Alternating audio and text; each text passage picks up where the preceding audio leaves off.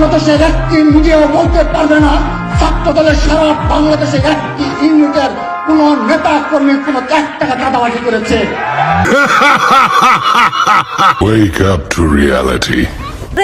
ছাত্র দল যে চাঁদাবাজি করে সেটাও তো আন্তর্জাতিকভাবে স্বীকৃত। আমি উদাহরণ দিই, আপনাদের আমলনামাও আছে, সবার আমলনামা নিয়েই আজকে হাজির হয়েছে। চাঁদাবাজির অভিযোগে ছাত্রদল নেতা কারাগারে।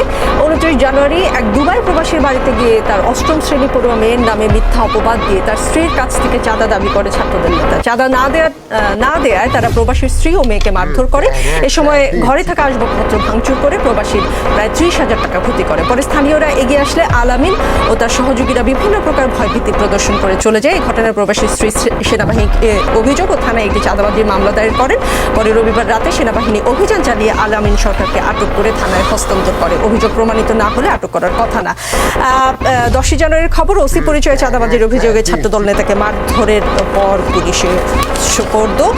পুলিশের ভয় দেখিয়ে চাঁদা আদায়ের অভিযোগ রাবি ছাত্রদল নেতার বিরুদ্ধে। এটা 12 ডিসেম্বরের খবর। রড ও স্ট্যাম্প দিয়ে মারধর ও পুলিশের হাতে তুলে দেওয়ার ভয় দেখিয়ে ছাত্রলীগের সাবেক নেতার কাছ থেকে চাঁদা আদায়ের অভিযোগ উঠেছে রাজশাহী বিশ্ববিদ্যালয়ের শাখা ছাত্রদলের নেতাকর্মীর বিরুদ্ধে। আরও আছে, অপেক্ষা করেন।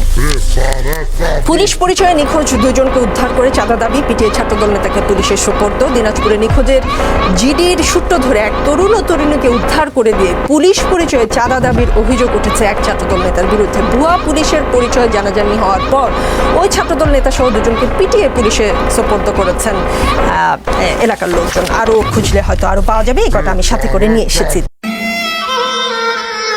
सारी मंजिल में ठोकर जब पड़े और तेरे